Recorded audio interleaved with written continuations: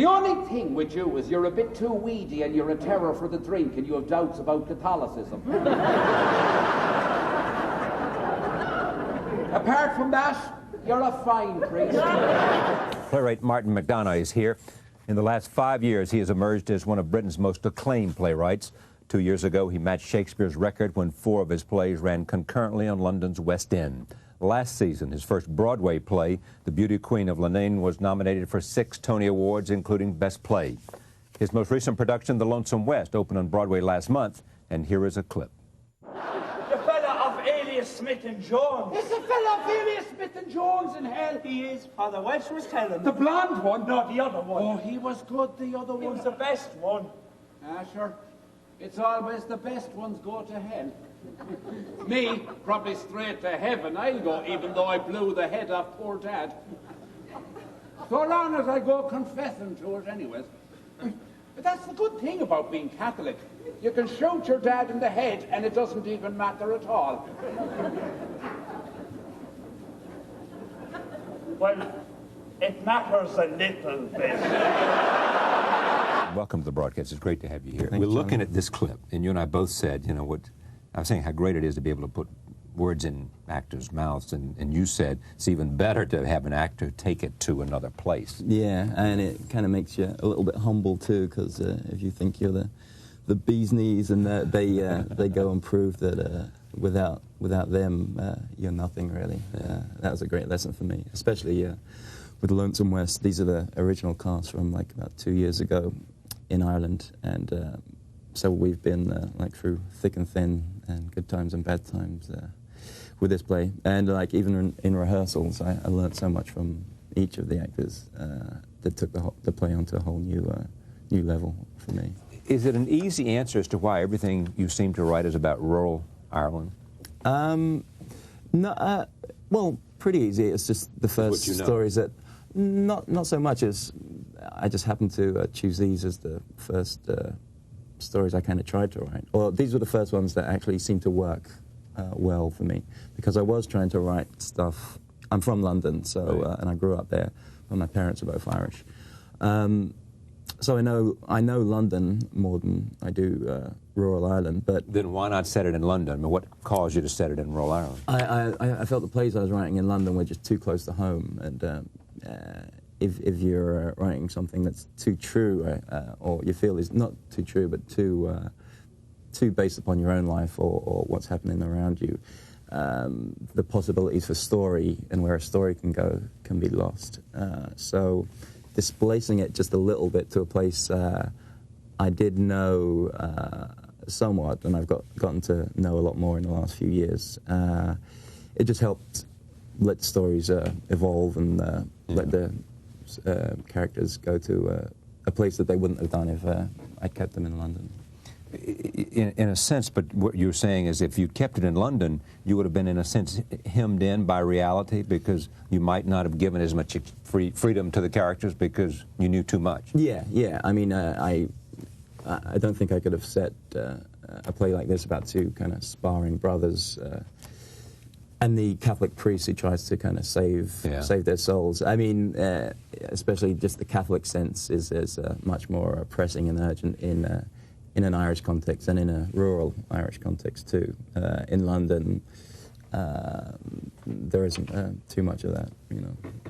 Did you set out to write a trilogy? No, I think, but strangely enough, I wrote Lonesome West first, or the first version of it. Yeah. And then and it seemed to work okay, although it wasn't quite right. And then I wanted to keep that same kind of idiom going, the kind of strangely heightened Irish kind of dialogue for the next play, and then it just seemed to follow on to continue on for a third story, because the first two parts were both set in the same town, and it just seemed like a good idea to paint a bigger picture with the three plays. Did you finish them before any of them were staged? Yeah, they were all done. Probably I finished them about 95, maybe. Yeah, late 95, I think. And Beauty Queen was the first part, and that wasn't performed until about 96, I think. If you look at the three of them, is there a thematic sort of No, I was just trying to... centrality? Yeah, in some ways, I think it's... Loneliness or... Loneliness, sibling rivalry, sibling love and hatred, and the breakdown maybe of a society, especially in a kind of religious context too. But I was just trying to also make a kind of a sweep of a town, you know, just like a little sketch of a place, you know. And it was just interesting for me to have like offstage characters from the first play become the main characters for the next, and so on, and to have events or twists and turns in the plot of the third play already told to the audience in the first, and see if they remember them from, you know, have a setup for 2 plays beforehand instead of a scene beforehand. It's just kind of interesting to play around with that, with a broader kind of canvas, I suppose. Have you, I mean, having read something about you, what seems to, there doesn't seem to be this driving, I mean, it's almost like you're a reluctant playwright. I was, to begin with, for sure. It seemed like the last recourse of the writing scoundrel, maybe. I always preferred films, and even though I could never do them, I preferred novels and short stories. But So the last thing. This is the last thing I wanted to do. But I was always kind of good with dialogue, and I liked telling stories, and I liked characters. And I think so long as you've got those 3, I think plays are the easiest thing to do. Because with films, I still find it hard to have like 100 scenes in a story, whereas plays is like you can cut it into 6 or 8 or whatever, and you can have, you know, dialogue that goes on for 8 pages, whereas in film it's like half a page if you're lucky. So yeah, but now I was never brought up. My parents never brought me to see plays, and I never really especially wanted to anyway, unless there was a film star in them. The first play I ever saw was only because Al Pacino was in it. Yeah. But it turned out to be still, it's the favourite play I've seen. It was American Buffalo by David Mamet, in London. And I didn't really, so I was just going to see Pacino because I loved him from his film work. And but it kind of opened me up my eyes to the fact that there are good playwrights and plays out there. Up until that point, I thought it was just some kind of middle-class kind of sport that wasn't quite for me, you know. Have you met Pacino? I met him briefly just before all this started, in about '96 or so, just for a few minutes, and he was a really nice guy. And nice. Mamet? No, never met David. But he's one of the several playwrights you most admire. Yeah, him and Pinter probably. Harold Pinter. Yeah, are the 2 who probably had the most effect on the kind of way I wanted to write, which was with some kind of strangely heightened dialogue style. And what do you mean by a strangely heightened dialogue style? A dialogue that kind of captures the way we really speak through its oddness. I find it hard to explain, but I think if we wrote down verbatim everything that we say on a day-to-day basis, it would look crazy. It would look like hieroglyphics. You're right. So, and it's very hard to do that in a play. It would be impossible to do something verbatim, but to capture the sense of that madness of speech through something a little less mad is what they kind of taught me, and what I've tried to capture a little bit. With all of this sort of attention for the playwrights and for the plays and for you as a playwright, I mean, do you have this great sense of adventure that life is at your feet now? And here's a chance for you to, you know, you've gotten at least an important place to stand to go do the things that... Yeah, I mean, that is the sole great thing. I mean, not the sole great thing about it, but having I always wanted to make at least one good film, or one great film, you know, to attempt to. And now I feel like I'm in a position where, you know, people will talk to me about trying to do that. That's the great thing. But I was always kind of a shy kind of kid, so kind of the attention and this kind of stuff is, as I said, kind of nerve-wracking for me. You know, it's not something I think I'll ever feel comfortable with. But you live with it, and you go on. And just the... you wouldn't trade it in? No, absolutely not. I mean, I always had probably the reason I started to write in the first place was a morbid fear of a 9-to-5 office job or something, which was probably all that was open to me as a young school leaver.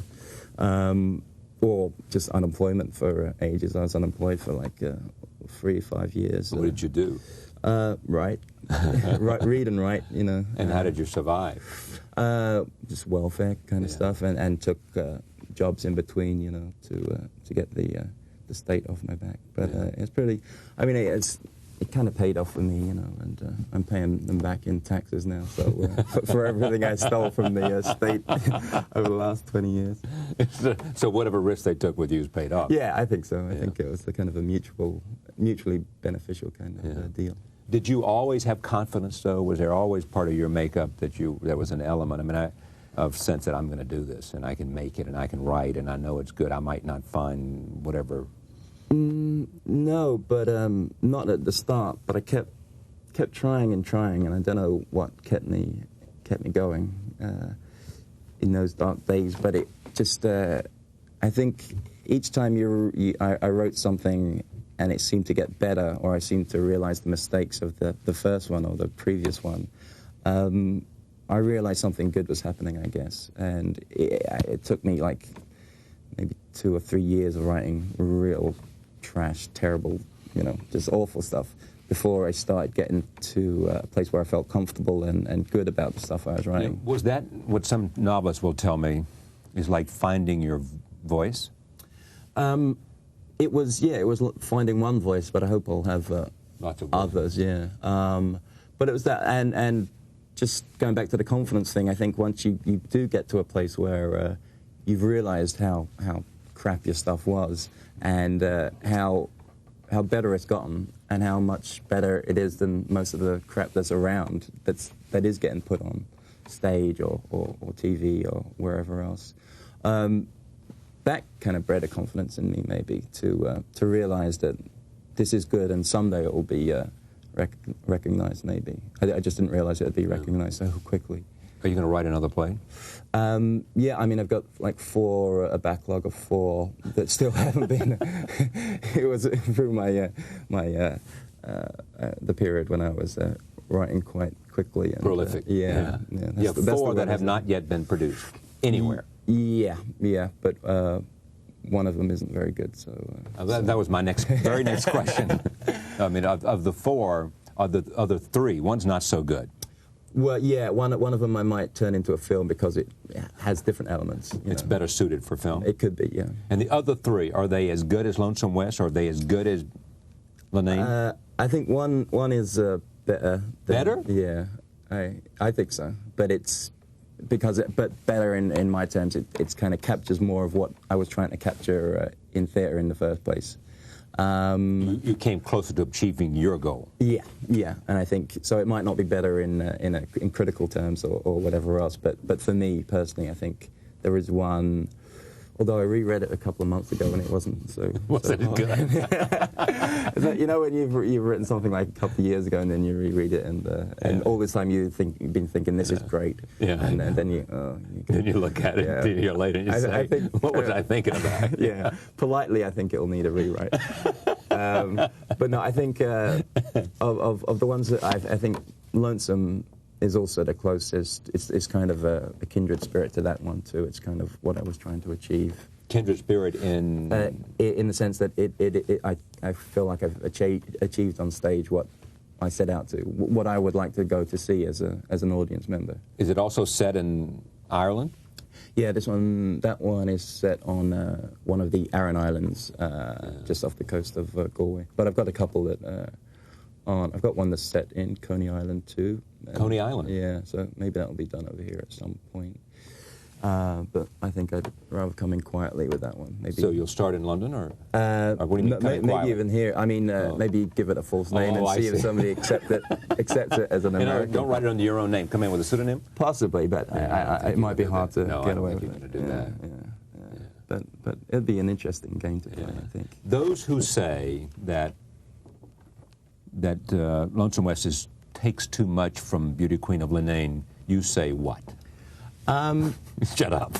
Yeah, more than that. No, I see them as kind of like a brother and sister kind of play. You know, Beauty Queen's more of the mother-daughter kind of. Oh yeah, exactly. The hatred, right. and this is more of the brothers. So it's different characters exploring this. Yeah, in some ways. In the same place, same. Just one. I think one play's explored in a kind of female sense, and one's explored in a male sense. In Beauty Queen, I think the territory, the violence and the darkness is more kind of psychological. It's a psychological game. I'm not necessarily saying that's more of a female thing, but it was interesting to kind of explore that. In the Lonesome West, it's more of a physical fisticuffs kind of stuff, which I think is more of a male kind of terrain. And although, of course, in some senses, the psychological is the more harmful and more dangerous. Was one harder to write than the other? I mean, was it any harder for you to write in female characters? No, in fact, I'd written kind of like a version of this and two other plays, which are almost all male characters. And it was almost like, I think somebody actually dared me. They said, you can't write for women. So I thought, okay, let's have a try. Let's have a try. Which is interesting, because I wanted to, in Beauty Queen, I guess, to, I, as much as any actress, I can't stand to see badly written female characters on stage. So I wanted to write a couple of female characters who are as tough as anybody in a Mamet play or a Pinter play, you know, who had as much, whatever, you know, gusto and as much range for, you know. I once read where you said to it's another one of those, you know. You can take this back if you'd like to. You said this to young playwrights: don't go see a lot of plays.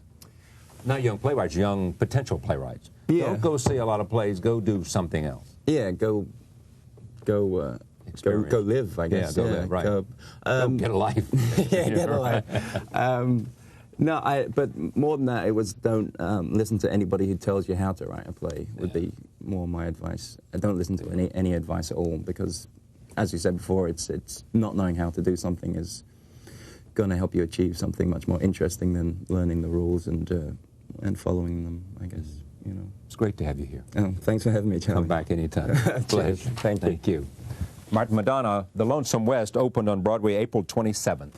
We'll be right back. Stay with us.